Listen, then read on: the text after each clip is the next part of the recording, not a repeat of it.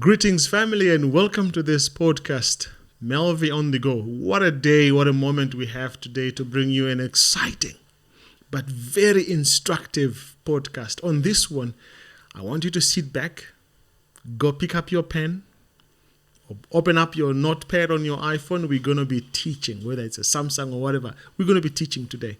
We're talking about 22 marks of a destiny agent. And who else but to invite on this podcast but my beloved brother. Some call him a bishop, some call him so many things, but to me he's a brother. Greetings and welcome, Vincent. Thank you, sir. It's always a blessing to, in fact, for this one, it's a rare blessing to have you on the set. Definitely. It's the first one after 10 years, man. Yes, sir. But what our viewers may not know is that you and I have been talking for many things. Absolutely. We had a conversation in 2012. Yes. Way back before many things happened, and we talked about what we call the virtual church. You remember? That was a prophetic conversation. Yes. Speaking of things to come, the nature of the church, the nature of where we going, executing what's going to be, that was, and how to carry the message. Yeah, that was amazing. Back then, you didn't have the beard. I didn't. I didn't have the beard. I had a mustache. I had nothing. It was very juvenile. No. You can't say you had nothing. I think you were loaded even back then. Mercy. You were preaching, and you were captivating and changing lives even then. Yes, sir. And back then I was talking about this virtual church and COVID was not there, but look at what has happened 10 years later. Nobody could catch what you're saying. I must be honest with myself. And you were equipping because you had seen the direction of the world. Wow. It's a blessing, man. Today we're sitting here with you now. You are an author. Yes, sir. You're married now. Beautiful family. The Lord has blessed you. Tell us a little bit about yourself, because people might be wondering, who's that guy? Yes. Where is he coming from? Thank you, sir. My greatest call, I say I'm a father and a husband. All right. Yes, I'm learning to be a good husband, but I know I'm a very good father. Mm-hmm. So I'm blessed by God. I have a beautiful wife. I have 3 children. We've been married for over 12 years now. All right. So 12 years, man. That's quite a feat. So you've survived the first 10 years when most marriages break. Absolutely. I have, sir. I have a boy. His name is Ngubego. Itama Mafu.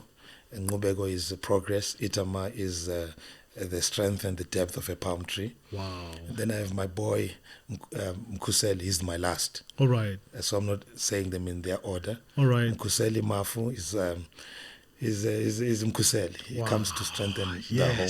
Yes. And then I have my little girl, Nomkele. It's her birthday actually today. Oh, really? Yes. Nomkele, if you're watching, happy birthday. I know you might be watching this well after your birthday. Thank you. So, yes. Thank you. Yeah. Nomkele, mother of crown. So I've given my kids very African names. Wow. As well. And my wife, Ayanda. Yes. Nolo Azim. Yes. Yeah. Yes. Beautiful family. I think for those who have not been able to follow him, you can check him on Facebook. We'll put his details right there. He teaches every week on Facebook. You've been on YouTube and many other places. But let's talk about Vincent, the pastor, or Vincent, the bishop. Mm-hmm. Tell me about the pathway God has led you. I'm the second born of my father. My father is a 3rd generation Adventist. My whole father's family are Adventists. So that's the family church. Wow. So he's a 3rd generation. So you are a 4th? Yes, I'm a 4th. So this thing runs deep. It's in the blood.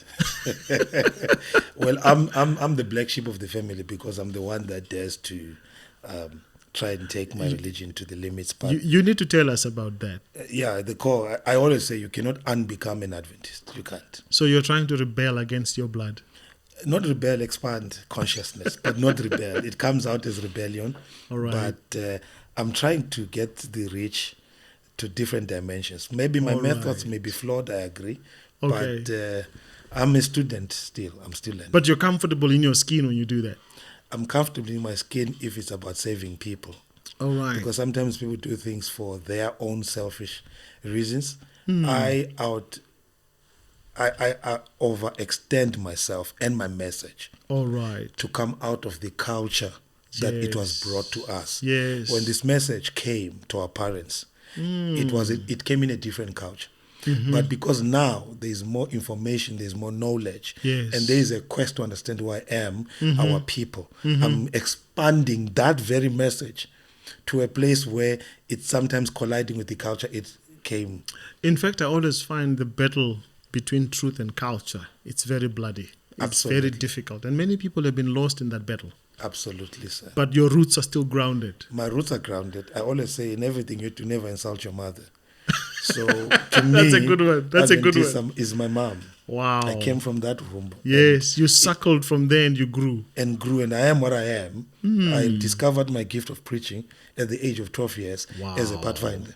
Wow. I was a voyager when I went on the pulpit and actually discovered that this can do person this can thing. preach. No, it was them. I didn't believe. I didn't even know. But there was an elder at church, who looked at me and said, "There's a potential there," and that was my midwife. Wow. That had that elder not chosen me to speak on that day at Pathfinder Day, I can guarantee you, I would not have discovered that. I was shy. I was scared. But he says, "You have something."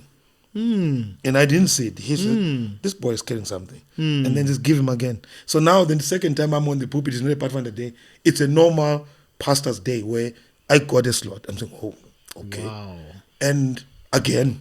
Yes. And again, until in the whole 2 terms of that elders, he had said, every month you'll have a Sabbath. Wow. Or if a pastor is invited and doesn't come, they say, "You're on standby."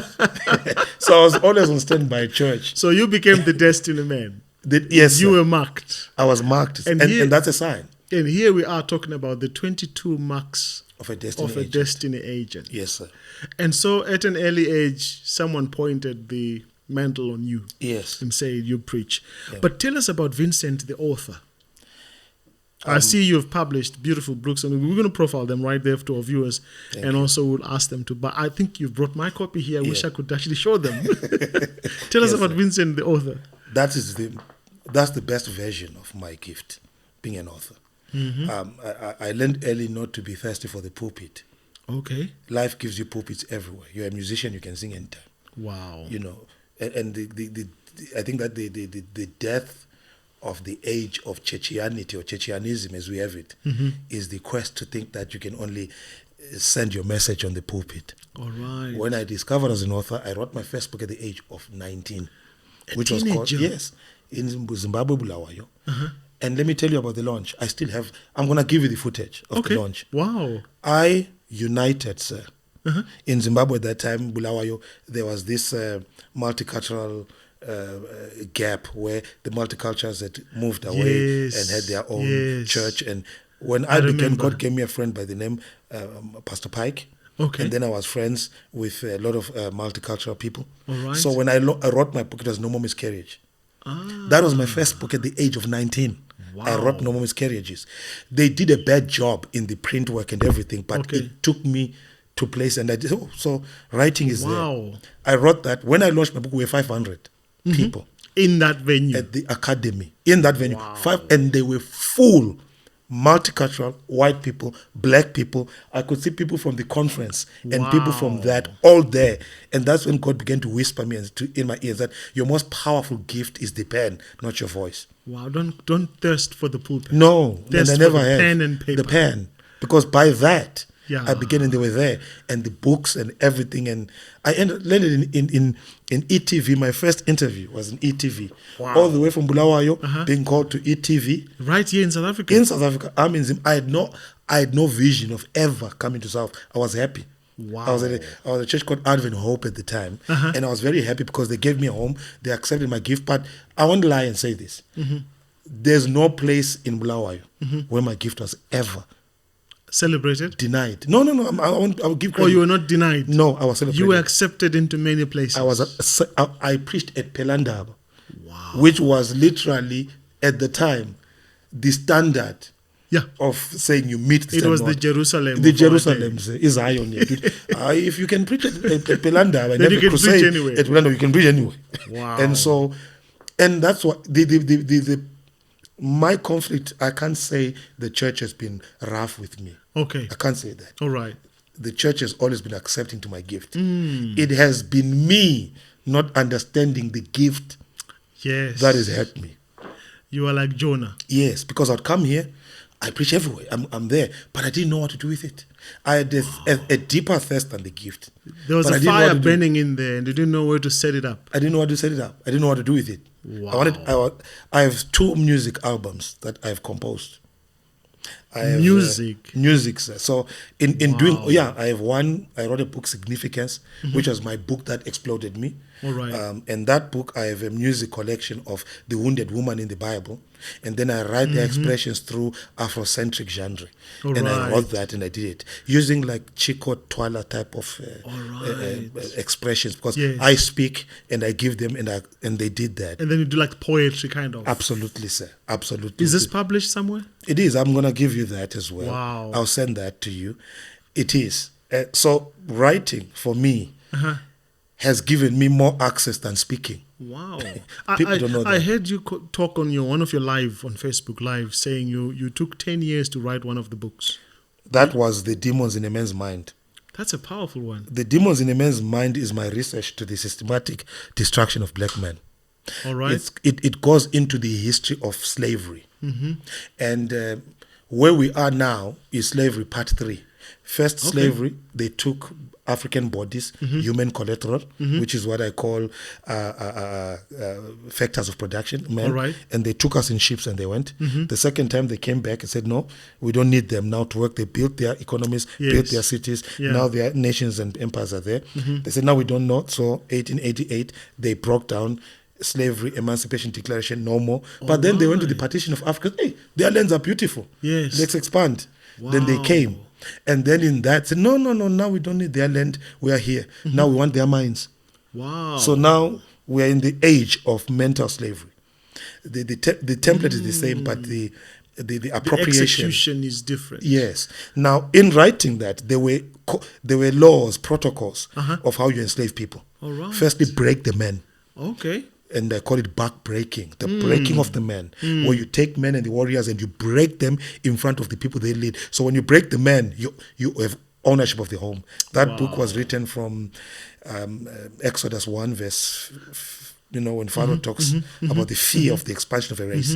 Says, kill the men, but spare the woman. The woman. And that is the mantra of how the kingdom of darkness operates. It breaks men and captures women. Wow. So that book literally is talking about the saga of the persecuted penis. It's historic.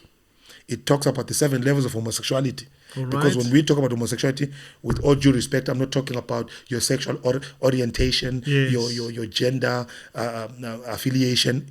If we are talking about that, we are talking about the lower. It's shallow. It's shallow level. It's shallow level. If you go deeper, it's when we go deeper in that book and show you what homosexuality is about, economic homosexuality, spiritual homosexuality, psychological homosexuality, cultural. So homosexuality is in 7 levels. Wow. We are fighting at the moral level, which is the lowest level. Which is the shallowest level. Which is the level where the okoros and the ones who don't have a destiny are called to practice. Wow. Where you are seeing boys date. No, that's slow level. Yes. No. So you are now a well-accomplished author. So you are a husband, you are a father, you have led preachings you've traveled across Africa, and here you are now immortalizing your thoughts in books. I believe the gospel will be finished by people who will remember what Revelation 1 verse 3 says, blessed are those who read. The assumption is it's written by somebody. And those who hear, the assumption is it's recorded in a medium that people can then hear. So it's no longer just about physical hearing in our age. It's a digital age. Absolutely. So I believe when you write, when you talk like this, you have immortalized yourself, your message. Wow, that's why I believe as Adventists, Revelation chapter 14, verse 6 to 12 is our platform and our message. But verse 13 is our calling. Amen. Wow. Blessed are those who die in the Lord. Henceforth, they rest, but their works follow them. Forever. Meaning, after this video, you can go die. We now know who Vincent is. That's powerful. You've shared your thoughts with us and will remain with that. Yeah. So let's transition quickly and come to the thoughts that the Spirit laid in your heart, the 22 marks of a destiny agent. The assumption I'm taking is that many are called, but few. Talk to us about that. That's so powerful, sir. I think that destiny is the God plan pertaining to a person, a people, a family, a nation. Every family has a divine agenda. The divine agenda is God's opinion based for that thing, which is exactly what we are. Let me say that when you talk about the 22 signs of a destiny agent, or that you're marked as a destiny agent, my mother was barren for 8.5 years before she could have me. She had my brother. The age gap between me and my brother is 8.5 years. When she gave birth to my brother, she had no struggle. When she gave birth to the last born, she had no struggle. Wow. It is when she tried to have me that she was muted. Wow. The womb was literally barren. It was rotting. It was bleeding. For 8.5 years, there's nothing she did not try to give birth. As a young woman, she couldn't, and there was no way medically they were saying there's nothing she didn't try. And that's why I say that what you carry determines your warfare. The warfare is always determined by what you carry. Yes. In that bloodline, I was the only pastor that came. So you were the seed. The seed that was fought. That was needed. That was needed. For the kingdom. For the kingdom. So my mom struggled with cesarean birth. I even say that the nature of your birth decodes the weight of what you carry. Wow. Some people can push and come out. All right. Some people are too heavy to be pushed out. To be pushed out, they need external hands, midwife. Wow. To help even the mother give birth to what she carries. The baby determines how it comes. All right. You know, when the waters break, which we call the spontaneous rupture of membrane. Yeah. And that breaks. My mother went through hell to give birth to me. Even the doctor once called her for an interview. First time I said, this thing is injuring your womb. We have to do a DNC and extract this thing from you. Wow. My mother said, if I perish, I perish. I will keep it. I keep this baby. I've struggled for too long. I will have this one also. So that whole thing, when we talk and everything, not only that, when I was born, she lost her voice. You're kidding? Yes, she lost her voice. So I didn't hear my mother say all this baby language and baby tongues. I didn't hear all that because her voice left. And it came back with my young sister. So while she was recovering from the Caesar, she fell pregnant with my young sister. Because she didn't think, she thought this was she fell pregnant with my young sister. So she was not yet. So while Yangela, she's pregnant. So they had to release me early from this one so that she can focus on the pregnancy so that the calcium is not too depleted by being pregnant. And breastfeeding, yes. You know, so when I talk about destiny, I'm talking about what I know. It's my experience. So that's a mark that what the child that's coming is of a prophetic content. And let me say this. This word prophetic is a bastardized word in our time because everyone is a prophet. Prophetic. Prophecy is not giving phone numbers. No. Prophecy is not ID. No. Prophecy is decoding the mind of God pertaining to a person. Yes. That's prophecy. Yes. Prophecy is when we literally align to divinity. Then that becomes prophetic. Because we live in an age of heavy assault on Christianity, and blackness. Now we have people who are saying prophets because I can pray. Those are predictions. No. We don't even know. Amasalamus, magic, wizards, charlatans. Yes. And then we call that prophetic because of the first. And let me say this again. Never be fascinated by the accuracy of a prediction. Yeah, the Bible says even if they predict and it comes to happen. The source. What's the source? Yes. What is the source? And so when I gather and I'm growing and I literally looked at the nature of my mother's pregnancy and what she went through even after the womb starting to rot and all these things and all these attacks. And then that didn't happen. My young sister's pregnancy was seamless. If you go to my home now, they don't have one picture of me when I was young because I was forgotten. Nothing at all. No, nothing. Our family album, I asked them, there is my brother's picture when he was 2 months, 1 month there. No, because the other pregnancy came in and disrupted the celebration of your life. Absolutely. There you go. Wow. That is also the case of being a second born in my in the lexicon of my experience. Yeah. You said it so well. So there was this shock that, there's a child coming and there's a firstborn. So they forgot to do what you do for this one because they prayed so much for this one. There's another coming. So that's my experience. So destiny called me early. Yeah. And so when I talk about the 22 signs of a mark, I will say, if you go to scripture, every child that had a peculiar destiny, you realize that they also had a peculiar challenge in their conception. All the major players married women who were barren before birthing, because God was sensitive to the seed. So already when we are talking about the signs of a mark, one, the contention for your pregnancy. Kids that are marked for destiny will always have a particular contestation. The mother will have a particular, this pregnancy was contested. You remind me of my pregnancy. I'm laughing, my mother told me this, and I can confirm your word, because so when someone is born in January and I'm born in July, that's about 12 plus 7, that's about 19 months. Less 9 months. So I was conceived when my brother was only 11 months. Come on. 11 months? Yeah.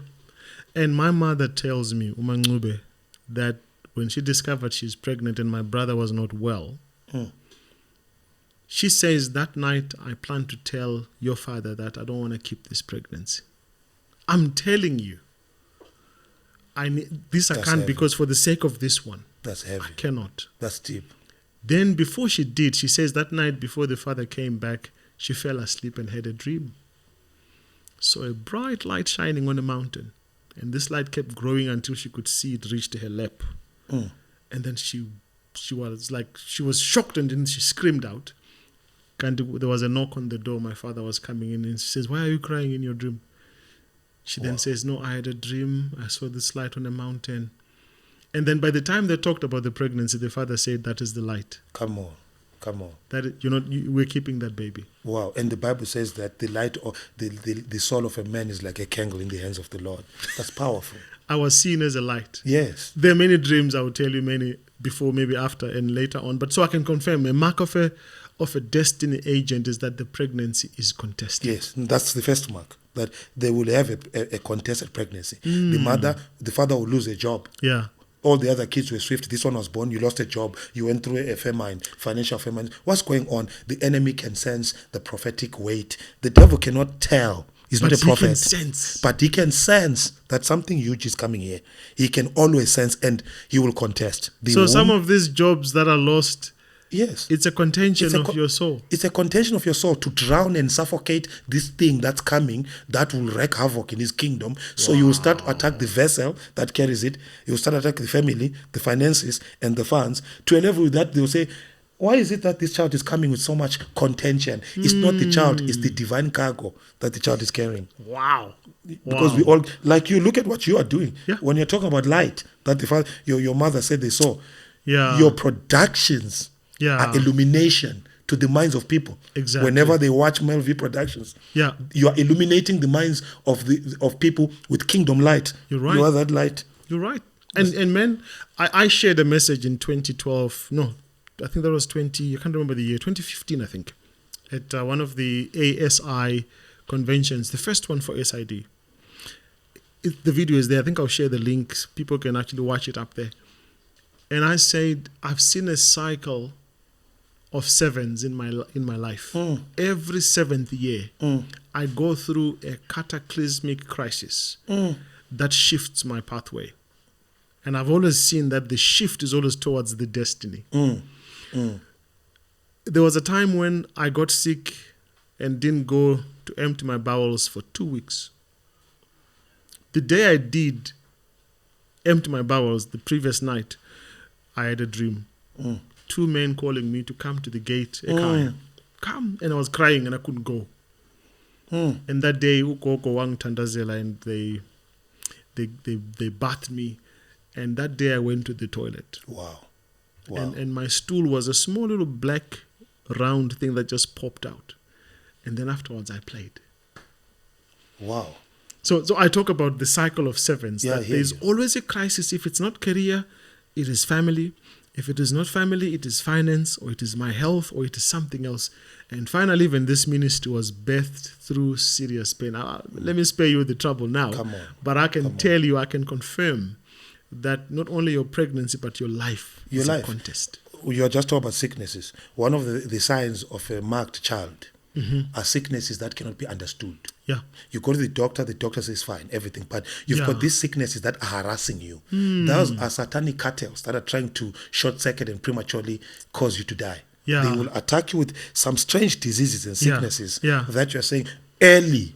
They say, hey, this child had a covenant with the hospital, had a covenant with injections. It's like they're always calling you. No, hell is actually, when I say hell, by the way, I'm saying the kingdom of darkness. Yeah. I have to be theologically precise. Yeah, the kingdom of darkness is actually contesting the life. So from a contested womb, you will have a contested life.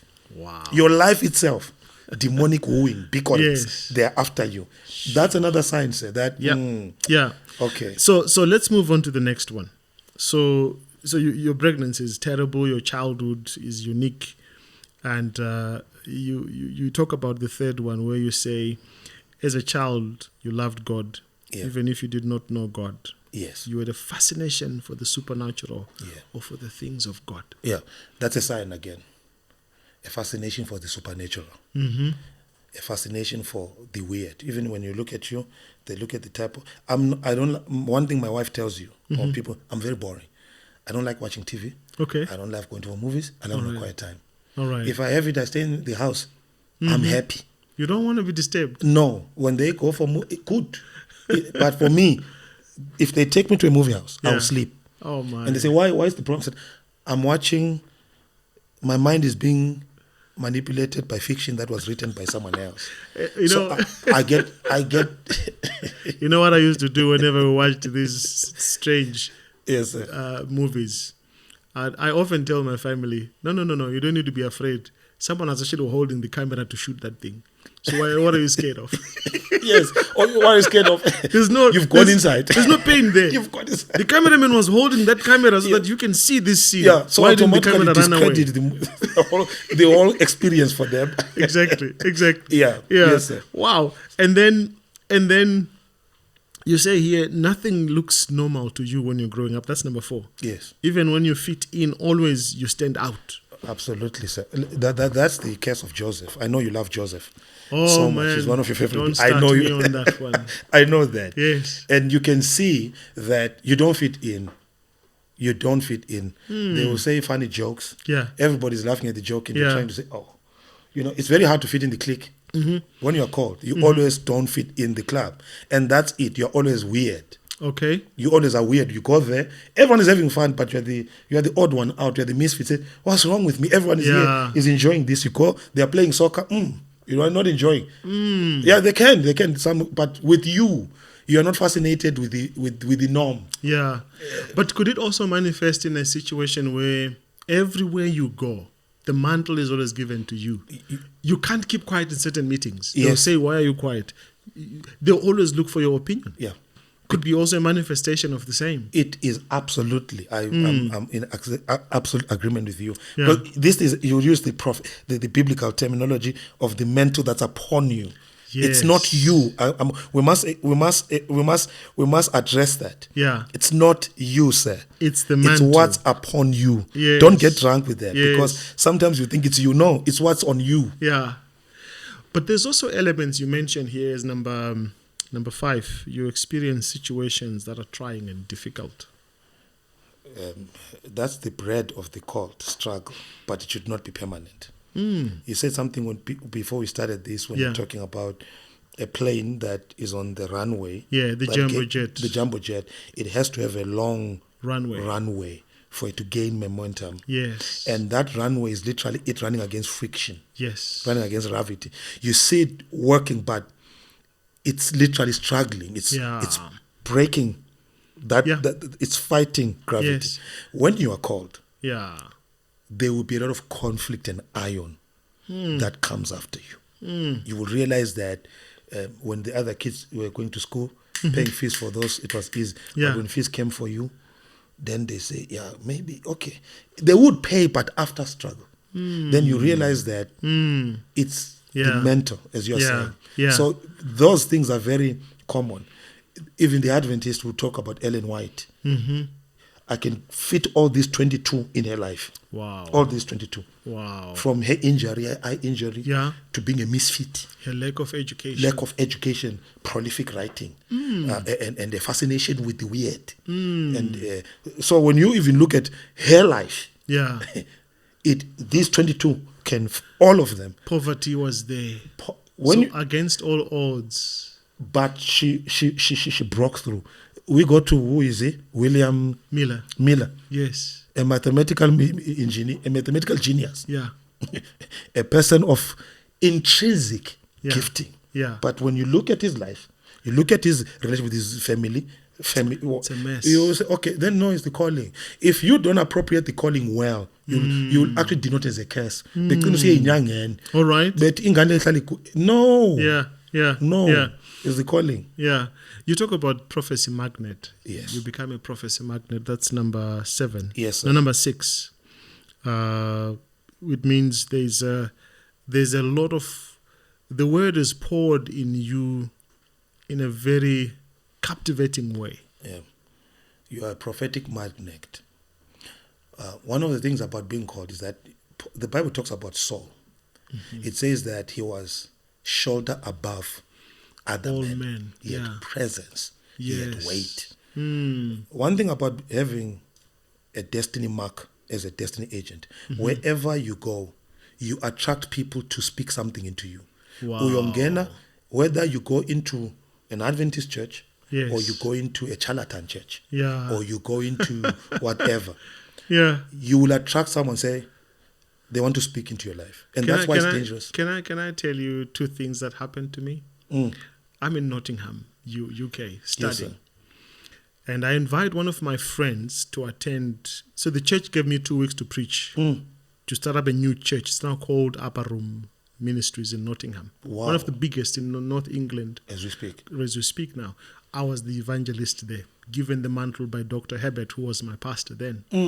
So in part of my canvassing for people, I went to my class and I invited this lady from Ghana, and I said, you need to come and be part of this meeting. She was very spiritual, loved God, Pentecostal. And she said, on one condition, if I'm to come, you guys will have to come to our church. So I went to her church. And exactly what you're saying happened. I was just sitting right at the back there. This guy says, picks you out. That gentleman, come here. Yeah. And then he starts speaking, you're a great man of God. And I thought, okay, maybe someone told you that. Wait until the second one. Come on. So the ministry has started, but it's not known in any way. I traveled to Baltimore with my employer, Johns Hopkins, for training. That Sabbath, there's a Kenyan lady who says, I want you to attend this particular church. She drove 30 miles out of town to come to pick me, and drove another 30 or 40 miles to take me to this church. And they had the Lord's Supper. I knew nobody in that church. But there's a man who came to me and said, the Lord has revealed to me that he's going to set you up and give you a great work in his kingdom. When he spoke, I thought, I'm dreaming. I shook myself and I was like, and I wished you could repeat it, but I had heard it. Loud and clear. And this man then just walked away. Wow. I froze because I said, what is he saying? What is he talking about? Only when I got to the hotel, I started decoding it, and I said, that must have been an angel, or I don't know who that, but that was a message from God. So it's very possible that you can be a prophetic magnet. Yeah. People can speak into your and life. if you don't have spiritual filters, you'll have a wrong word spoken into you, because you know we all want affirmation. And when you go, I personally believe this. Yeah. Truth has one version. All right. Truth has one version. If you go to a true man of God, who's of God, and if you go to a real wizard, a warlock, who's from the kingdom of darkness, they will tell you the same thing about you. Wow. The problem is that the sources are different, but the ability to see, the ability to decode. The Bible said the other day, the 3 wise men from the east were not Christians.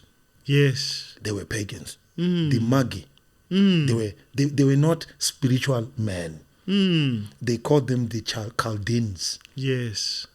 from Babylon who came to give gifts.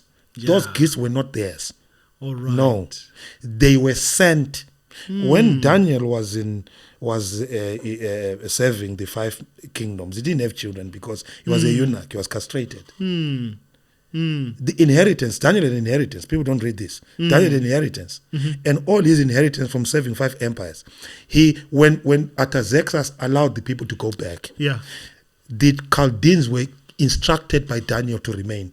Okay. It says when these guys go back, this sect of Chaldeans were Daniel's invention. All right. And he says, you guys, when the rest of Judah goes, when the rest of Israel, don't go. You have a 500-year assignment to study the Costolians. Wow. And to study the sky. And this is my wealth, he wrote it. Wow. And says, when the stars align, you take this. Take all my work and all my wealth and transfer it. The Magi were not bringing their wealth. The Magi were custodian of the inheritance of Daniel. To say, when he goes and stays 12 years in Egypt, it was Daniel's wealth and Daniel's inheritance that kept him. So when you read the cosmetic or the topsoil gifts they gave, no, that was not the gifts, the totality. They had camels, they had national cargo. That became a problem to Herod. That what are they? When they saw these people coming, and they knew, you knew that no, a king. So this is where I'm going. It can't just be small little gifts. No. That was King James's summarized abbreviation. All right. That Christ's gift was Daniel's wealth. Wow. That took care of him for 12 years. Joseph did not need in Egypt because of Daniel. Wow. But they said we saw the star, and we knew a king. So they could read his destiny by stars. And then they knew that he said to him, we read the star and we know that a king of the Jews is born. We followed it. And we followed it. Wow. So these men could read. Be careful, sir, when you are gifted by God. Be careful, ma'am, when you carry divine cargo. Because the kingdom of darkness can see your divine weight before you and try to capture it, contaminate it, or control it. So this is very important that when you are gifted, you have an environment that protects the gift. Yeah. And you say, number 7, many things that are easy for some people are very difficult for you. Yes. You pay demonic tax because of the contention. That's what I call it. It's demonic all right. tax. Give to Caesar what belongs to Caesar. To Caesar. So when other people are blessed, they have 100% their blessings. But your blessings have demonic tax. When God blesses you 100%, 30% already is taken. Sure. Because the enemy is trying to prohibit you from evolving. Because you remember, you represent chaos for his kingdom. Yeah. So what others have easy, you struggle. When others go to tuition, you struggle. You may get the place for school, but you don't have the money for tuition. Wow. Because you do. Wow. You will, because you must contest. On that note, I also say, this is why I believe that entrepreneurship should be part of the curriculum of theology that we teach in church. Right. You can't tell people, we shouldn't be a generation that tells people to keep the Sabbath. We are myopic and we are behind the scenes when we still pray for people to come and say, Bishop, Pastor, please pray for me so that my boss doesn't give me problems in coming to work tomorrow. I say, no. Yeah. That's not what I'll be teaching you. I should be teaching you to close your company tomorrow so that you don't go to Sabbath. Sure. Ownership is more powerful. Yes. And that's what the church must teach. and you also say here, you can never do what others do because your experience is harder and your consequences are different. Yes, the consequence.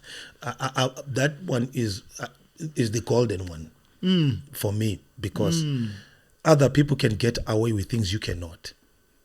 Other people can drink alcohol and get away. You cannot. Other people can smoke things that they easily recover. You cannot. The replication, the consequences and the unintended consequences on you is more massive. deeper than the others. Mental and the mentally react. This is not yours. So you realize that someone can drink beer. Yes. You drink. Your body. You wake up. You swallow. You are made. No. The return you're not allowed. Yes. You know I've spoken to certain people. Who, you sleep around. Others get away. Others sleep around. They forget. They become forgetful for 3 weeks. Wow. I don't know what happened. I'm just forgetting. I'm saying, no, it's a retaliation of your mental. You're not the type, you're not the type to sleep around. Heaven has invested too much in you to be reckless with your body, which is a temple of that houses these things that God has given you. So you realize that you don't easily get away easily with those things that other people can just, it was a drink. Not for me, sir. Not for me. It can't be. Yeah. And then you're saying here, even in your season of rebellion, that's number 9. Yes. Even in your season of rebellion, you have a strong conviction to stop and go back to do the right. It looks like your conscience never gives you peace. Absolutely. And I think that is also what we are looking for, peace. And this is why abatwalayo bazotwala bayibulale, hang himself, shoot himself. Why? Because your conscience is harassing you. Yeah. When it comes to rebellion with the mental, you can't live with yourself. No. Case study Judas. Oh, yes. His conscience said, he took back the money. What? Take your money. The Jews said, collateral of sin. Up to you. No, it's yours. He took it, threw it. And then guess what he did? He went back to the temple. Threw it there. Went back and hanged himself. Why, sir? Judas was called. Judas was Jesus' cousin. What people don't understand is that when we talk about Iscariot was, he's the only one who says Laming again. And Jesus says, because he belonged there. He was a cousin. He was a cousin. They were relatives. This thing is theirs. It's theirs. Yeah. And so, Owakumzwangeto, Eaki mental was a bloodline mental. And he says, it's people preach easy and say, Peter could say sorry. It's easy for Peter to say sorry as a stranger. Yeah. Not him. The responsibility on him was too much than all the other. That's why even Jesus gave him the pocket of money, because imali in business you give close to the ones who you trust. So Judas was carrying the pocket and misrepresented the bloodline. And then when he died, it's easy for Peter to say sorry. Who just said, hey, yes, Judas. Yes, well. It's deeper than just the. It's deeper than Peter. Yeah. It's deeper. Peter is a strange. But we're now weak as. Yeah. And then you say, hey, I will kill myself. So those are people, and you end up doing that, prematurely killing yourself, which is the demonic calculation. Yes. That's what he wants to do. And that's what the devil wants you to do. And you also say here, you have a hard time understanding why others do not see things the way you do. So mental aptitude. Yes, sir. And perception of issues. Yes. People don't see what you see. Absolutely. Have you seen the crisis of the cult is being understood?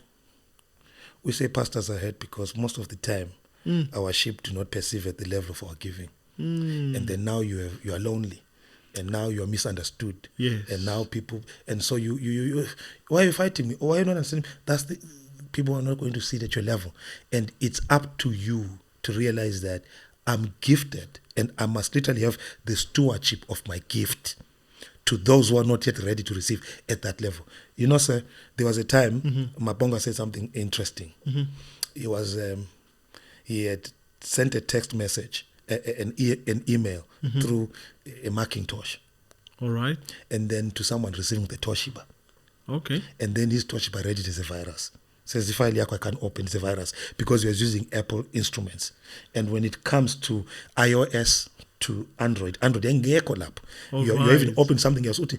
I can't open what is this document? Oh, sorry, it only is compatible with Apple's. So when you send that document, send it with people with Apple. Yeah. Then you have to compress it to his. Do you know that when you decode yourself to other people, they may read you as a virus because of a system? You are an upgraded system. The system is different. And the system is reading as a virus. But you are not a virus. You have got to literally use a software compatible with the person receiving, because it's a hardware and software issue. Wow. And being gifted is that you are a different software, and sometimes you have to condensate or compress yourself down, or they will reject you. This is so deep, man. This is so deep, and it's a struggle. It's a victim. And sometimes most people who are called then decide to just walk away and be silent. It's a lonely road. Yeah. Because you look at lonely. You're very lonely. I don't have. For me, I can guarantee now, I don't have friends. I don't. You know, when I discover I don't have friends is when I now need a friend to help me financially, and I discover no, man, I don't have friends. You don't have. I am on my own. Blackman, you're on your own, sir. Yes, and then your passion for the Lord, number 11, is often mistaken for zealousness, and it's called abnormal by most. Yeah. Remember, you live, it's an atmosphere. Every atmosphere is designed to feed and sustain and maintain a condition. All right. So the atmosphere of the divine is where you live, you breathe, and have your being. So people who are not at that level will literally, because you are now a zealot. You are now crazy. No, I'm not crazy. This is me. Yeah. You know. Yes. Spending time? How do you spend time? How do you know you are an agent? By spending time. You say here, number 12, you spend seasons alone, even if you do not want to. Yes, it forces you. Because I'll be very honest with you, you spend time in meditation, in devotion, in worship. It takes a lot to maintain a gift. It dies without exercise. All right. It dies without, it's like a muscle. So you have to literally be in environments that feed that gift. Otherwise, if you don't, I can guarantee you, you can't always be watching soccer, Man U, and all that, and all these mental recreational sports, which I literally find very not fascinating at all. But it's okay for those who do that. Because the problem that we do is that in saying this doesn't work for me, you want to cancel it out for everybody else. No. Let them be. Let them be and master your own. Yes. You know. Yeah. And your dreams are so big. Sometimes you think you are losing your mind. Hey, that's heavy. One day at home, I was eating some chips that are called Things. Things, Yeah, I don't know if you... Special ring ones. The ring ones, yeah, I love them. Garlic flavored. Yeah, boss. And when I was eating, it fell down. When I was at home in Bulawayo, Montrose. It fell down. And when it fell down, I'm seeing it is moving. This thing is moving, you know. Kanti get their army ants, the ones with be underneath. They are pulling it to their hole. I'm laughing. I'm watching. I'm saying, how are they going to fit in the hole? Because the end hole is not big enough. But the revelation I got there is that in life, if you are called, you're always pulling a vision that is bigger than you. Sure. You pull a big vision that is bigger than your family. You're pulling a vision that is bigger than your background. You're pulling a vision that is bigger than your education. Always pull something bigger than you, bigger than your paycheck. And that's exactly what this is about. You don't fit. You always are pulling something bigger than you. So your dreams are the place. I believe that dreams are one of the realms by which God speaks to us. Okay. Your dreams. All right. It is you that makes them a reality. All right. So dreams are divine conversations. And dreams can be demonic conversations. Because the devil has not created anything. He's an imitator of everything God has made. That's original, so when I'm dreaming, look at Joseph, sir. Yes. Your man. Yes. He's dreaming. He says, guys, I was dreaming the other day. Yes. And when I was had dreaming, a dream. Yeah. I had 11 stars were bowing around me. Yeah. And I was a star. And your stars were bowing towards my star. My star. The second time, the sheaves. My sheaves are standing. Yours. And the beauty of the narrative is that Joseph did not interpret the dream. He taught them. Wow. And they interpreted. So these guys are the same capacity as Joseph. Wow. Because I would have waited for Joseph to give it. But, are you saying we'll buy for you? Now we kill you. So it's because he's the one who said it. Who said it. But all of them, this family, were a family of dreamers. Wow. Because nobody, in all Joseph's dreams, they interpreted themselves. Yeah. But they interpreted. Joseph just says, I had this dream. They interpret the dream. Now, this is the issue, sir. Yeah. People can always interpret your dreams. Wow. You think you're just having a dream. You know, I dreamt buying a jet. So because dreams are a spiritual language. My dreams exhibit where I belong. Wow.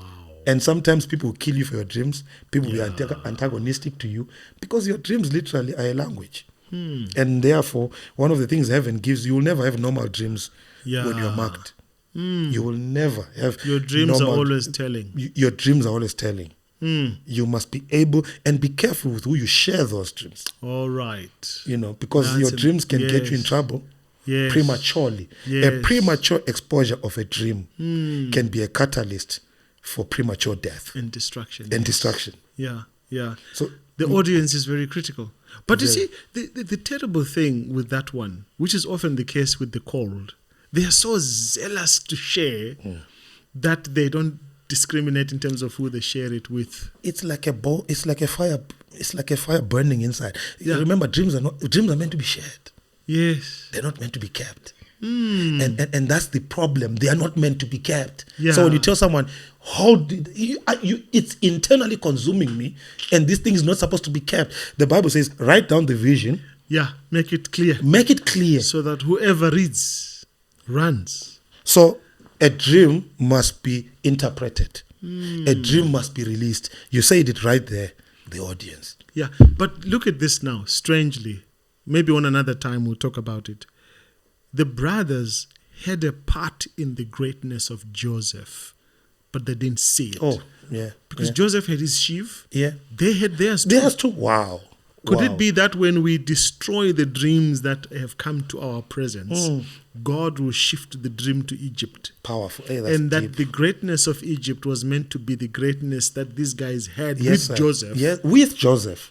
The famine could have been there, but they would have actually had the dream that went to Pharaoh. That's too profound. I've never looked at it that way, that they had their own sheaves. Yeah. Yo, that's deep. They had their own That's part. too deep. Yeah. That's why even in the Egyptian version, they were called to come to the special land sir. of Goshen to rule together with Joseph. And Joseph. some of them were recommended to Pharaoh during the time of Pharaoh and Joseph. That's so beautiful. So they also had, destiny people, I think the message is be careful who you share your dreams with. Yes, yeah. And definitely live the dream.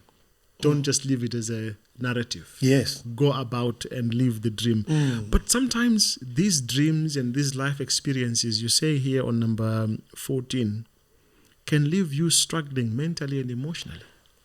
Your greatest struggle is because of your dream. Yes, I'll be very clear here. Mental illness is very connected to being gifted. Okay. Most people who are gifted are gifted with a depth of gifting that your mental mind cannot gravitate to a level where it starts to self-implode. Being gifted needs... Daniel saw a vision to a level where he became sick. And he says, I was sick. When I read the books and started to comprehend, I became sick. Yes. Can you imagine the mind frame of John the Revelator in drawing all those type of pictures of narratives of those beasts that they did not have a lexicon for in that time, and is seeing these things, and is has to use the language of his time to depict a millennial event.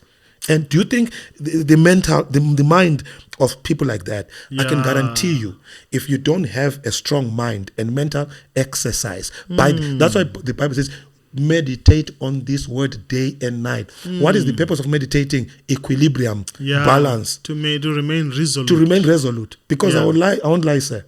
Some of these people, I always say now, when you read about Ellen White, who were friends? What was her recreational space?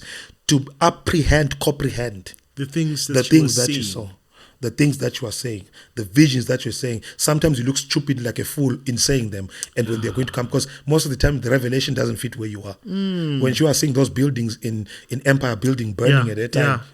But for us now, come back to here. Carrying a gift, sir, or having this definitely can make abatwasai. Depression why are they saying? And most of the time you become worse. Okay. Most of the time they become worse. Yeah, when you've done that process. Yes, because the psychology of handling a gift is a dimension that most spiritual houses don't look into. And we lose those gifts too early. Could it be the reason why, and I'm going to speak very clearly because by experience I've noted that as a church, as a faith, we struggle to maintain our gifted people. They become enemy number one for the church. I'm going to expand it beyond. I agree with you 100%. The reason why the church could not handle Prince, the reason why the church could not handle Michael Jackson, the rock star, Michael Jackson, Tony Braxton, they leave because we don't know how to handle gifts. The church does not. I'm starting there. Yes. Because this is not an Adventist issue. It's a church issue. All right. It's a global church issue. The church the church has never been able to handle gifted people. Sure. We lose them. We don't have the lexicon. You know, they come to church, they become stars, and they steal the glory of Christ because they become fascination. Beyonce says a statement. They said she's mad. She says, I don't go to church because I hate taking the glory away from Christ. Jeez. And she says, when I walk into church, everyone's looking at me. My intention was to worship, but now I'm worshipped. Wow. Because and the service changes. It changes. Simply because I've come in. So I've contaminated the equation of worship. Yeah. And then when it comes to gifted people, yeah. one, we do not have a system of handling gifts. That's why it's a system. Maybe that's something you and the other minds we could come up with and say, how do we handle greatness? When let me maybe just use maybe a celebrated person, is it Novest, comes to our church. How do we handle it? Do we even know how to minister to them? Oh, yeah. We don't even know. We don't even have the language. I'm going to say something, sir. I don't believe umuntu ade isangoma inyanga ngene manzini for etwasisa abantu for 6 months and had demonic equations of putting someone in water and keep you for 6 months. Yeah. And when your baptism, a pastor can't put you for 3 minutes under the water and no spiritual thing happens. And then this one becomes a believer. Yeah. And then when they come to church, Yeah. we make them a deacon and they sit. A man always was partner with spirits. At that level. And comes to a church, to a pastor who's never encountered a demon. Sure. And then you pastor this person. Can I tell you the honest truth? There's no theological sense in that. Levels in the spirit are levels. Realms. Yeah, they are realms. And demons, even Daniel in Daniel chapter 10, the Bible says Gabriel was coming. Yeah, he was delayed. In Persia. What? The Bible says he was detained. Wow. So it means detained means he was outranked. Sure. He met someone, because angels have, where are you going? I am the spiritual region here, because every territory has a spirit. Yeah. You're not going until angelic reinforcement was left. Michael, who is Michael? I have to go to Revelation. The archangel, because this one, even Gabriel is an archangel. But in the realm of authority and rank, he was outranked. Sure. But, guess what happened? Michael came. Interfered and took him out of detention and says, he didn't say go. He says go and go to. And said Daniel, 21 days he was in jail. Yes, because he was outranked. So, sir, if spirits understand rank, yes, and if the Bible is the mark, the problem we have is that we think the God of the New Testament and the God now are not the same. So now the God of the Old Testament and the God of the New. Then we have a dispensation. We say the dispensation of grace. What God allowed there. What's wrong is wrong. I don't believe. But these are demons that came from the same realm. It's just that they fell and they came out with the same power. Same power. Yeah. The giftings of God are without reproof. Those powers were given by God. But now they are used for evil. Yes. And so God will judge them. God does not take away a gift when he gives you. He will judge you for how you use the gift. Or the gifts, every ability of the devil is divine in its essence, origin of etymology. Yeah. But in its function and use is demonic. And you're contending with that. That's right, sir. It's like one story I heard Pastor, is it Mazibugo, was talking about that when the church was meeting and the preacher was preaching, he saw his car being stolen outside. One of the fastest BMW. I don't know what model it was. The car is being stolen outside. So he tells the deacon, hey, we need to run after that. One is on the pulpit. So he says they get into the deacon's car and they chase this car. My goodness. And the preacher was like, do you see that car? See how it's moving? That's my car. You won't catch that car. I know it. It's his. He says, you are not going to. I love that. With your small car. That's profound. And so the point is exactly what you're saying. No, I hear you. God created this being. Hey. He knows what this guy can do. Yes. And therefore you can't compete with him. You've got to be in the right realm of God. Absolutely. And I agree with you. And I think that's really something that we face a lot. The struggles are deep. And the pain is deep. And the hurt is brutal for those who believe. Yeah. And often they do this alone. And you also say here, one of the things that also distinguishes a destiny-marked man is that you are determined, you are resilient, you are resolute, and you never give up. Yeah.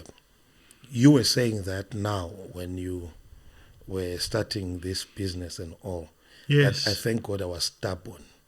Because had I not been stubborn, having gone through what I went through, I'd have walked away. I would have, I'm telling you. And I think for someone out there who thinks this was easy, I can tell them, don't adore my calling.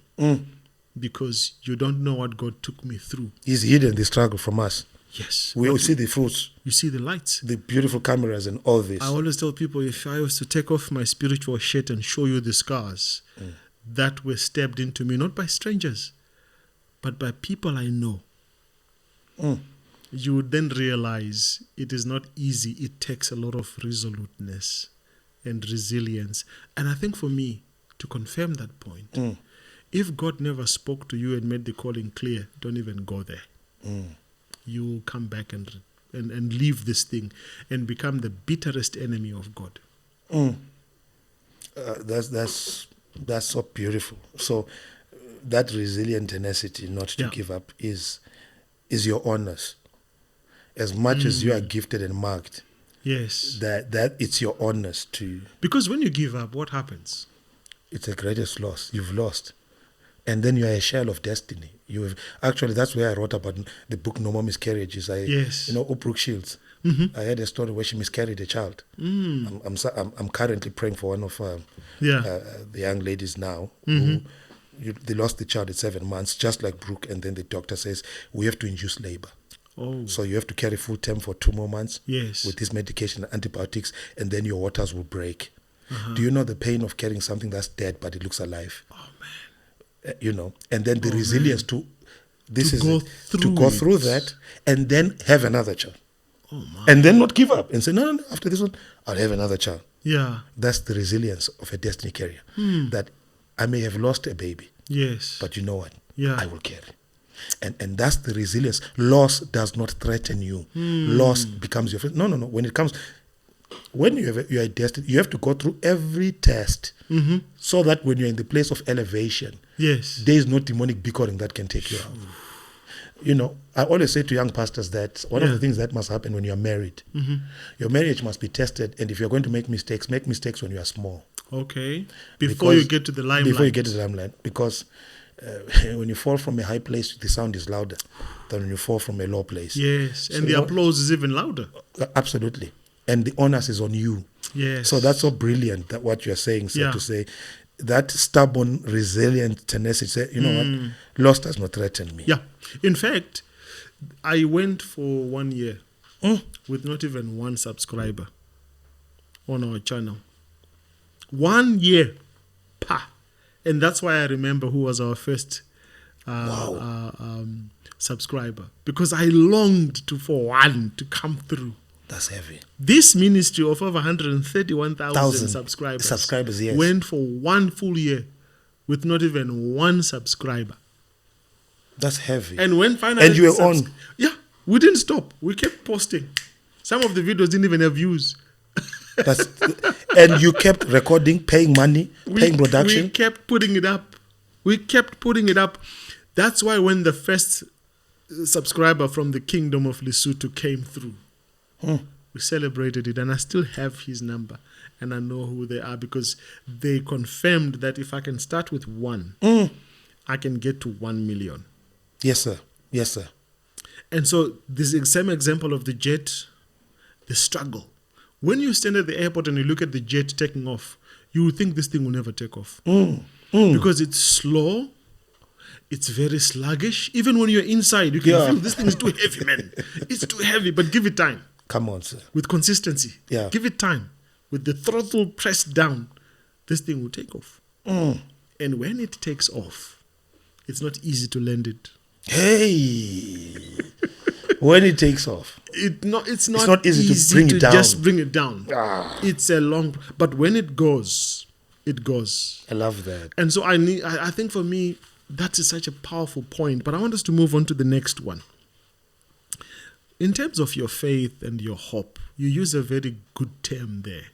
That's number 16. You say your hope and your faith is infectious. Yeah. We're living in a pandemic right now. Yes, sir. Yeah. And we know what infectious means. Yeah. So talk to us about that. Mahatma Gandhi said, I would have been a Christian.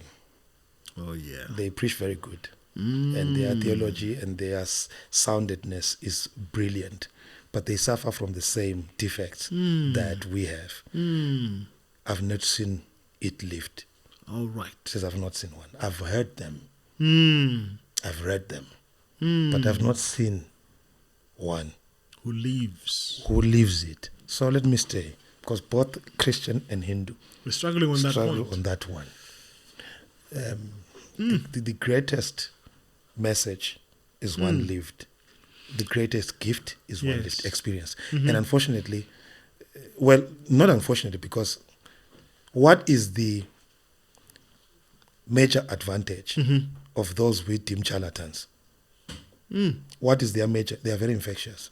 They are very charismatic. Very charismatic, very infectious, to a level where the Bible says they can deceive the very elect. That's how infectious it is. So if our message is not that infectious, and for me, nothing is as one who lives it. Right now, we love Elon Musk. Yes. He's infectious. Yeah, he speaks his mind. It doesn't matter who against. He even jokes at Bill Gates and says all sorts of things. Yeah, and he allows it. Yeah. He gets away with it. Wow. Malema. Our own. Julius Malema, our own. Let me come on our own. Yeah. Very infectious. Intelligent. Yeah. Powerful. Infectious. Can ruffle a lot of feathers. Cannot get... You can't break his focus. Yes, what he stands for, you see it in him. Now, before we even talk of Malema, one is sitting in front of me right now. So infectious, so charismatic. Goodness. You can talk about yourself. It's very difficult to do that. I know. But I've seen how powerful you are and very captivating when you speak. I mean, I'm listening to you right now. I'm almost tempted to just say, Melusi, just shut up. No, you're doing good. You're doing well. You're helping me a lot. You're amazing. You are infectious, actually.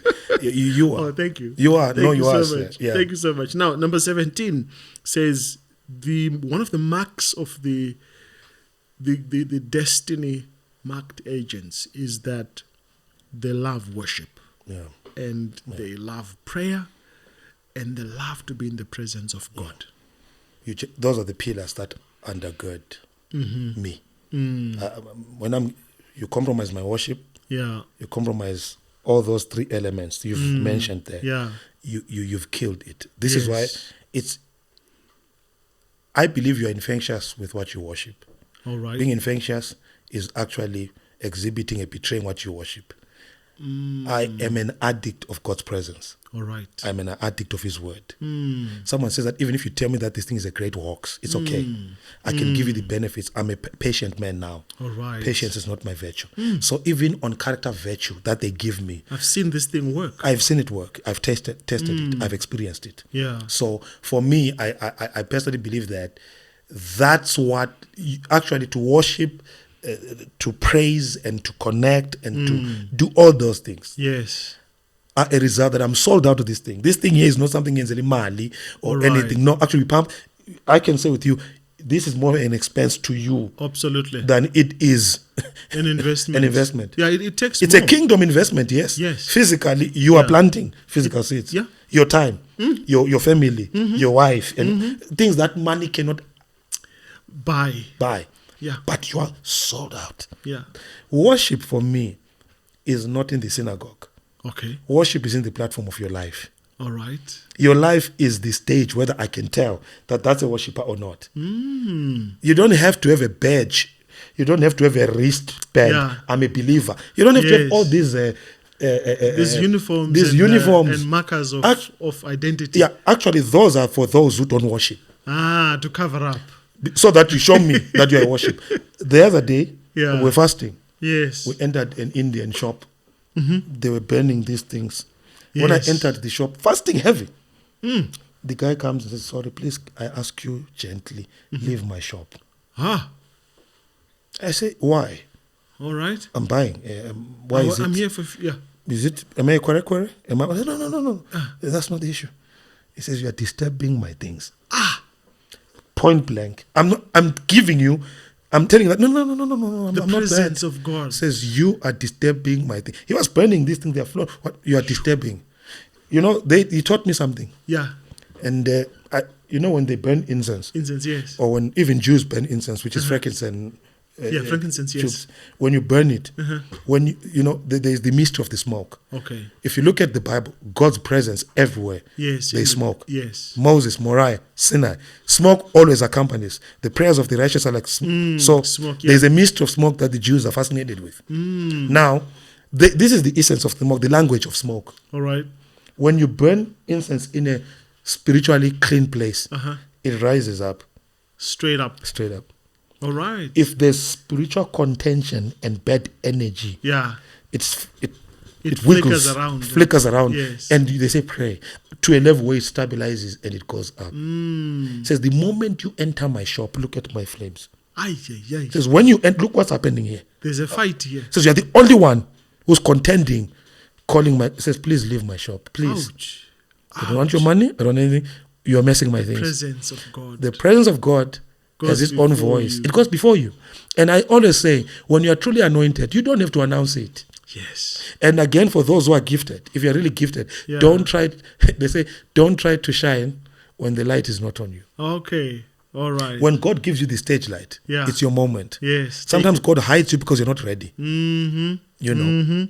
Right. You also say number 18, the destined ones, they go beyond their culture and their time. Thank you. They transcend their culture and their time. Yes. This is exactly why I want to go back to this gift of saying, why is that churches cannot give gifted?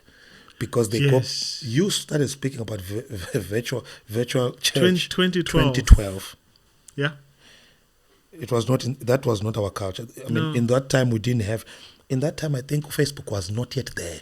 No, it was. The sense of mix it. Yes, exactly. When you were talking about that. Yes. Or high Yeah. The only thing that was there was YouTube, but it was still very small. Yeah, no Skype. There were battles, yes. Battles. Those were not Skype. You are talking about guy. virtual church, and you are saying virtual church. How is that going to be? And in Facebook, I think it'd be very new, and not many of us. No, had actually, it. by that time, it was not even there. It wasn't even there, right? Yeah, even live streaming on YouTube was not even as common as it is now. You know, it wasn't. Basically, Yeah. no, it basically, when was mix it, and you were talking about a virtual. Tell me, sir, what did you get that from men? No, and you're not even talking a church language. You're talking life language. Yes, and you're talking about the avenues and the highways of expanding kingdom reach. Absolutely. But your language. Man, did I say these things? Yes. You say these things. 2012, I remember very well. And for me, when you're saying, guys, you know, the new church and the new congregations and many people are virtual. Celebrities are following that standard you are talking about. Twitter. I think the God made it very clear long before. In fact, let me tell you this. I didn't even know what it was going to look like. Can I mess you up? Wow. I was doing videos, but I was not the first uploader of my videos on YouTube. Because I didn't know how this thing is going to work, but the clarity and the calling and the zeal was clear. Yeah. Usimba Mhau from the UK is the one who uploaded my first video, Kamaponga, and then boom. And I'm like, Simba, how did you get this thing there? Really? I'm struggling to put my videos on a cloud server. Yeah, I say for YouTube. Space. I touch my file with YouTube. I like this. Wow. And so we started. Come on. Now putting it on YouTube. But even by then, the bandwidth was so bad. I would go to our guys at SID and ask them to upload for me. Wow. But the vision was alive. Yeah. And so they are way beyond their time. And that's what gets them into trouble. Yes. Because they don't have a language for where you are. So we don't. And they're disrupting this one. Manna. When the children of Israel asked for bread and God gave them, they called it manna. What is this? And this is why I say this is very important. You were not read. You were read as a virus. Sure. Your language was not. It's not compatible to. Yes. Here. And you're never called for where you are. Wow. You are called for where you're going.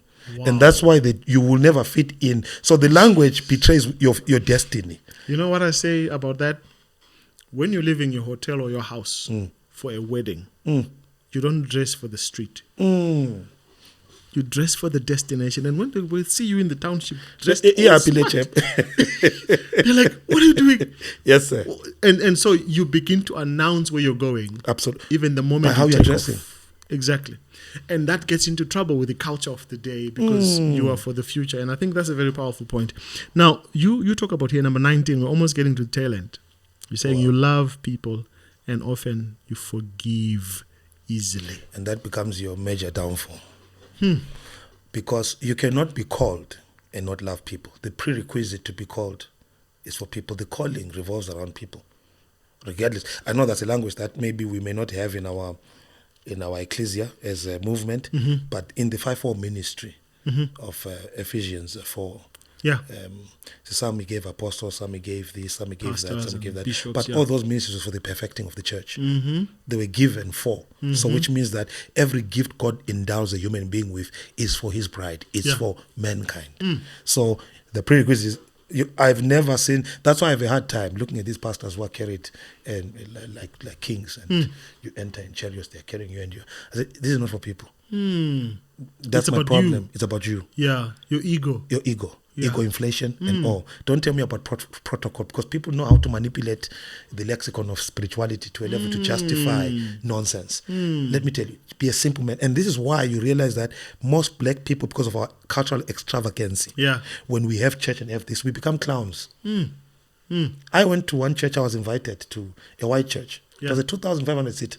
Wow. We arrived there, we are sitting there, I'm going there, I'm sitting there with my wife, I'm sitting, and I'm seeing them, and the church is there. It was a Friday. All right. And I'm trying to look for the echelons of the higher. The pastor. All right. Because I didn't know him. I was invited through my social books. Yes. I'm getting there. Then we get there, they sit there. The seats, I'm a staff and a wonk. A nice sofa. The special couches for the anointed. I'm seeing the guy is wearing a nice leather jacket, is praising God. Yeah. I'm there. Then say, this is the pastor, the founder of this. He has a church in Australia. He has a church here. He says, this is the founder. I said, and then I looked how I was dressed. Yeah. I'm overdressed. This is the pastor. Oh, yes. This is the owner. This is the one. You don't see him. Wow. Ngipuma phandle. Ngibona iDaihatsu. Imoto. Simple car. iDaihatsu. An old car. Go to his home. Then go to his home. All right. Then you now see the mansion. Then you now see the kids. Because they invest home.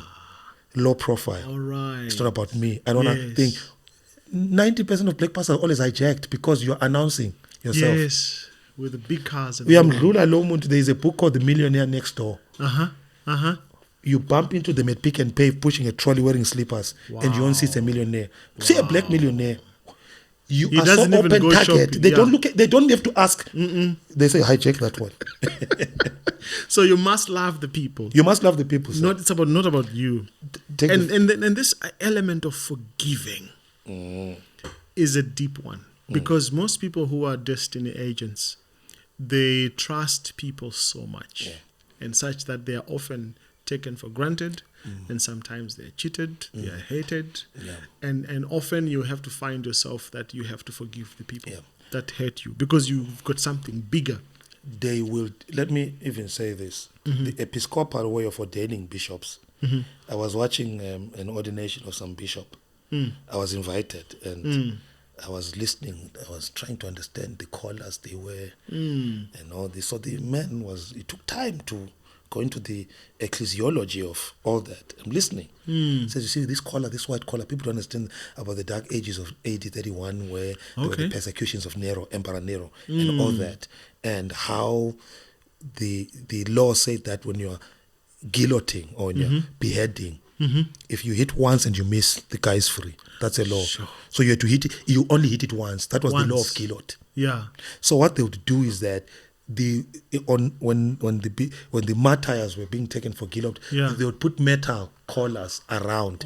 Then they would put the white collar on top, so that when they put there, when that thing hits it injures them but can't go through. So it will fracture apart and then take them out. And that's where the concept of a collar came from. Okay, to protect you. To protect you.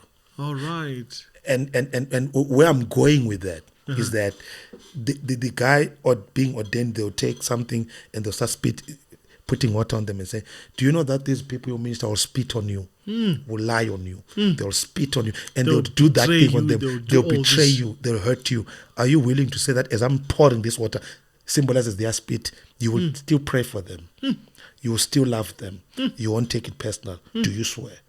Wow. And when I'm making those oaths, I swear that even if they do this to me, I will be the humble one. Because they know when we talk about forgiveness, if they say, hallelujah, yes, glory to God in the highest at your entry, yes, and then crucify him, give us Barnabas. The same people that say hallelujah are the same people, but you must be able to be on the cross and still say, they're spitting on me, forgive them, for they don't know what they do. So forgiveness, forgive people before you minister to them. Oh yeah, that's forgive actually them. Christ. Yeah, before they do anything, forgive. Yeah. Then was their forgiveness. So when you know you are just saying, then you know the anointing is not on you. When you use the pulpit to hit people, to address people, you are not. The pulpit, and this is the issue, sir. Yes. Understand the nature of humanity. I always say to people, always take every compliment with a grain of salt. Okay. Take it and never judge the power of your ministry by how many amens and claps people give you. And that is not, and the likes, subscriptions and whatever. No, yes. They're not like you. They like what you do, and you may have a problem between you and the people because they like what you do, but they don't like you. I like to say they like who you represent, Christ. Wow, and they want to feed on that, not you. Jesus. When I so costly, what do you think is me? No, it's Christ in you. Can you imagine the donkey that day when Jesus went on this? Hey, the people were clapping hands for me. People, no, it's the person who was sitting on top of you. I saw the joke of those two donkeys. The next day they were talking. No, it was not about you. It was the cargo you were carrying. Come on, sir. That made you important, and you walked on. Today is an ordinary day. Yeah. Today you're not even on the. And to us who are called, it's who you talked about the mentor. It's who sits on you. On you. Yes. It's who sits on you. I hope someone can hear that out there. We're getting to the tail end of this discussion, and I want us to wrap up with the last three, 20, 21, and 22. We're talking about 22 marks of a destiny-marked man. Yes, sir. Number 20, you say you have near-death experiences. We talked about this earlier. Even in the womb. Even in the womb. Yes, near-death experiences. Yeah. Well, those are important because anytime a gift was born in the Bible, they were born on the hit list of the devil. Sure. Moses was born, kill them, throw them in the Nile. Jesus was born, kill them. So the enemy will always put you on his hit list to eliminate you quickly. So death is your friend. I wrote in my book that death has always called my name. I can't tell you how many near-death experiences I've had to a level where I'm foolishly thinking I'm immortal. Sure. That's foolishness because even at the time where I've contemplated suicide 7 times in my life, all have been useless. The last one I remember was when I was going through something which was my last. Yeah. I went and bought a vial of insulin. Wow. And it was 100. I tell you by God, I took it all. People tell me that by 30 you get into a coma. I put 100 ml insulin. I just passed out, made an accident with my car, nearly wrote it off. Nothing major, didn't go to hospital, didn't go into a coma. I'm talking about 100 vial insulin, sir. Wow. Insulin. And because you will realize that life can affect you young. The enemy does not wait for you to mature to attack you. He attacks you young. The things I went through as a child going through scrambled my mind. The atrocities, the pain, the pathology I was experienced as a young person affected me so much that it gave me a loss of esteem, perforated me, that it gave me the option of death as exit, which is the option of cowards. But God said no. You are not going to go out as a coward. So yes, you will have that. And one of the things I want to say to someone, maybe you might have a gift and you are called and you are going through the phase of challenge. God will always test you before he trusts you. Oh yeah. Oh man. So those things are not for you. They are for test is for the testimony. The testimony, you know. And I said the other day that when God put the 3 Hebrew boys in the fire, I've had beautiful exegesis from angelic speed to the 4th man in the furnace. Yes. That's good. Yes. For exegeting the text. All right. But let me say, sir, my piece of contribution. It had nothing to do with the boys. Oh, yeah, man. At all. Come on now. God had, those boys, God already had known that he says, oh, king, we leave this. If we perish here, we perish. We want you to know we will that they left a clause that he might allow us to perish. Yes. He's unpredictable. But we want to leave this in case we perish, king. He is still God. And we were not going to bow to this thing. Put us in. God was teaching the fire. that there are some boys you can't touch. So the lesson was not to the boys. They knew. Yeah. The lesson was to the fire. That there are people's faith who you can't consume. There are people's convictions who you can't consume. Yes. So sometimes when God sees you as a called person, don't take it personal. There's nothing to do with you. God will allow cancer to hit you. Yes. You said you were sick. Yeah. And then you said in that sickness, it had nothing to do with you. Yeah. It had to do with the sickness. That there are people who you can do Satan. Anything. You can do. Lock them in. They lock them in.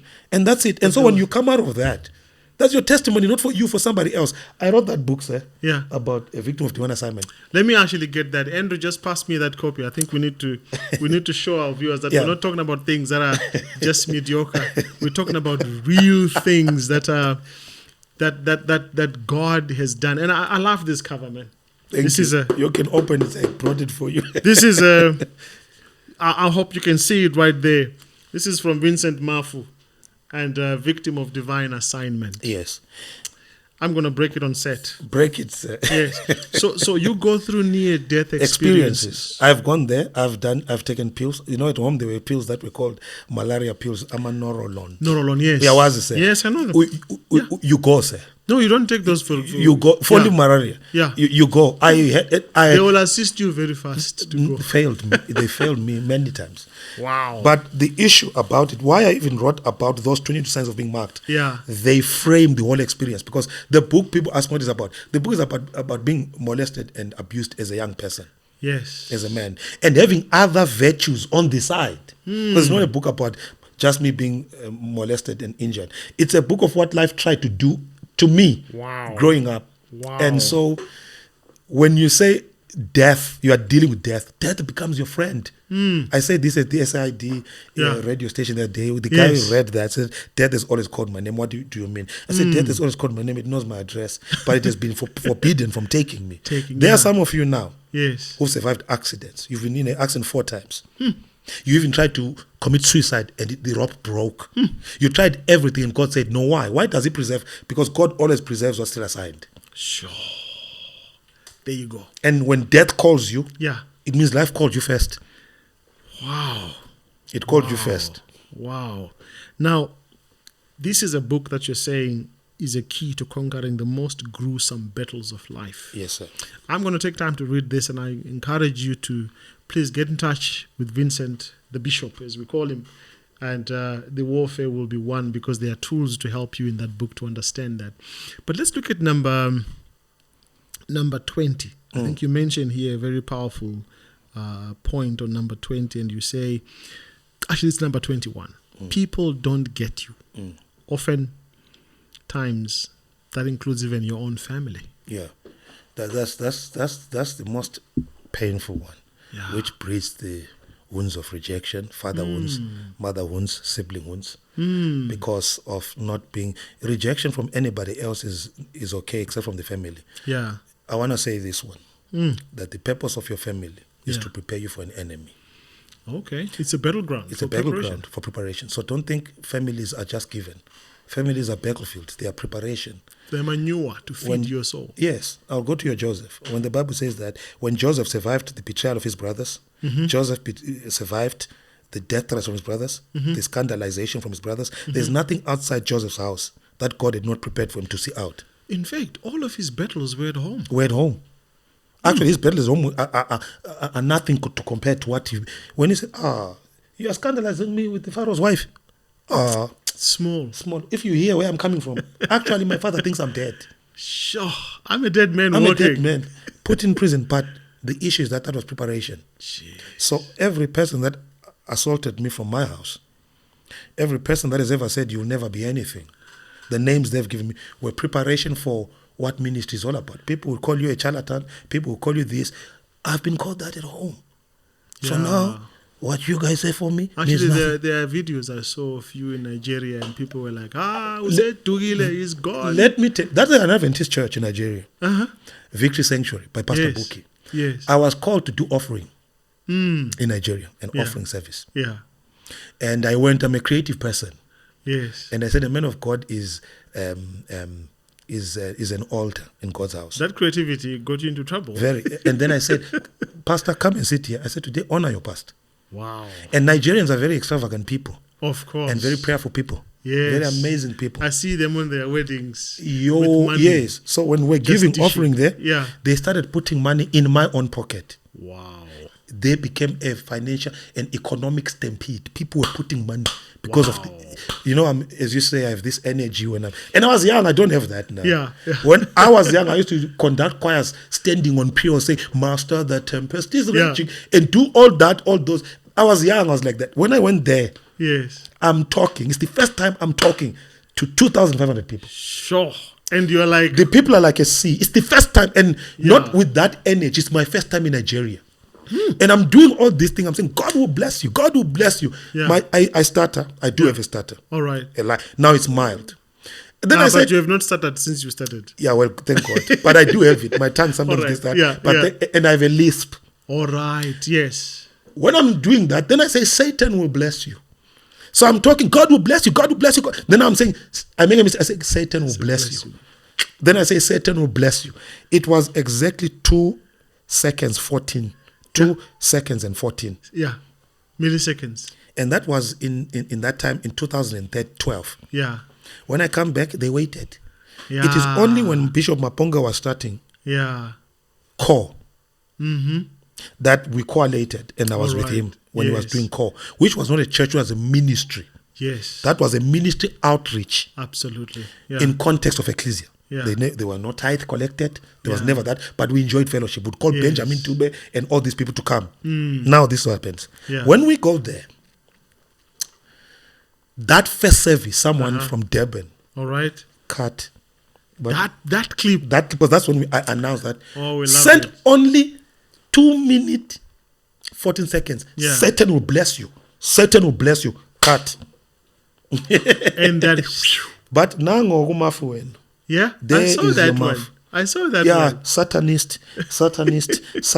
And I say, okay, so you have only 1 14-second clip. That's all you had. In all the footage of me. That's all you had. In all my entire footage. This is representative of me. Yes. If at least in other things I had made the same mistake. you know, us media people, we can slaughter you and create words you never said. Yeah, bo. There's a brother in Cape Town, I'm sure you might be watching, Ubaba Lovala. There's a clip that circulated of him talking about Zimbabweans and saying, go back home, you don't do this here. And says go back home. Yeah, it was, if you go on YouTube, you'll find it on Facebook. They say xenophobia. Then I went and I listened to the message. The holistic message. And I couldn't find that clip. So people took words, shifted them around. So the clip, thank God, the clip, I even told the people, they asked me, I said, don't bring it down. Yeah. Don't bring the clip. Leave it there. I said, leave it there. Yeah. Because people were now saying, tell those guys, no, why must they bring it down? The message was good. Yeah. What they must do, take that clip, put it there, and refer it to there. Yeah, look in the and big say, message. if you want the whole link of the message is here. Is here. Then hear it. Yeah. So people will send you to the grave. Yeah. And I think that's, for me, a perfection of the spirit of the accuser of brethren. Yeah. One of the things that the devil will do when he wants to kill a man of God, and I want to say this to any man of God out there, because I think that we no longer value integrity. Integrity is your currency in the kingdom. All right. Integrity is your currency. Wow. Without integrity, you have no currency. And the first thing the enemy will always try to do is to assassinate your character. Yeah. And that's why we say, be of few words, be of few deeds, and count your steps. Just Don't yesterday be I reckless. was reading, Jesus said, let your yes be your yes, and your no and your no. Anything after that, that's Matthew 5. Yeah, right, it's from the enemy. Yeah. Anything after you say yes, yeah. also after that is from the enemy. Let's finish this with the last mark of the destiny marked man. You say you are willing to lead when others won't. Yeah, that's leadership. We are leaders. You go where others don't go. Fear to go. And you take the blame. I'm going to say this. Yeah. You take the blame. You know, when we were talking about that clip, they asked me, did you say it? Because I was being given advice. No, they, what did they say? I know this PR manager said that. They said, don't deny it and say little. I said, no, I said it. Yeah. I said, I said those words. It was a slip of my tongue. I'm young, I'm preaching, I'm moving. You can tell at the speed that I used to preach at. I'm down now. I said it. It's a mistake. I'm human. I said it. There's no other film you can ever have of me saying I worship the devil ever in my life. It was a mistake, and I said it, and it ends there. Anything after that, I say those words. It's nobody doctored it. It's me. Yeah, it came out from my words. In my words, yeah. And and that was a mishap of my teaching. That's leadership. Leadership is do not deny your mistakes. Embrace them. Embrace them, and your mistakes make you. Actually, it's not a mistake that destroys a minister of God or a politician. All right. It's how you handle a mistake. In fact, in media, one of the lessons I got from one of my mentors says, there's nothing called a crisis in media. Every opportunity of a bleeding situation is an opportunity to market your brand. Yeah, wow, that is powerful. Yeah, so you cannot run away and hide. When you've made a mistake, accept it. Yeah. In fact, the quicker you do, the better you move on, because I've discovered you are a headline today. My God. But tomorrow you're no longer the headline. Exactly. So don't fight it here, because you will continue being a headline until the day you say yes. Yes. So wow. So it's very clear that you are willing to lead. Maybe just give us your closing remarks as we wrap this thing. Someone might be listening out there and say, yeah, I hear you, Bishop, I hear you, Brother Mafu, but what next? Now that I've seen some of the signs, how do you handle the realization that I am called and there's a mantle on me, I have a destiny with divinity? How do you handle it? What a beautiful question. I think that's prolific and profound. Every David needs a Samuel. Or he will die in the mountains shepherding goats and sheep. Simply the recognition of greatness is not sufficient enough. You need to find a midwife that can help you grow your baby. Wow. Or you will have a stillborn, or you'll have a phantom pregnancy. Wow. You will look pregnant, and the Bible in Isaiah says you give birth to wind. So one of the things that I always tell people is that once you discover that you are called in a particular calling, find someone who flows in what you identify with. A mentor. A mentor. And mentorship is the shortcut to success. Pain is God's slowest method of teaching a fool that has refused to sit at the feet of a mentor. Jeez. When people are not sufficient for God to teach you, He will literally employ pain. Every instruction is construction. And every place of pain is the evidence of an ignored instruction. So if you are gifted right now, you're a musician, you carry music. Because for me, I think that the age that we are in is an amazing age. Yeah. An amazing age. Yes. If you are gifted as a musician and you want to be different in your ministry, find someone who flows in that thing. Dress your gift. I think that one of the things that we are not taught, which I'm going to say, is that learn to economize your gift. Okay. The Bible says what does that mean? A man's gift shall create room. Oh, yeah. Many of you are content with singing in church. Usuba in king at church. Unkulunkulu kakunika gift to travel at church. All right. Unkulunkulu unika gift to take care of your life. God has given you the gift to sustain your life. The law of duality of the universe. Yeah, boss. When you breathe in oxygen, you must give back. Yes. Carbon dioxide. Carbon dioxide. Even God is saying, God takes in, God takes out. Something that I won't say on your show, it might get me in trouble. Because people are thinking that, why would a loving God create hell? This is Bishop's teaching, nobody else, and it's just our conversation. Yes. Edit this out or whatever. This is it, sir. Yeah. I believe that God takes in something and God takes out something. Because we were created in like Him. Yeah. So hell was not created for the devil. Hell was there before the devil. Hell is a place of handling. Yes, God didn't create hell for Satan. Because if the devil forces God to create, then God is under.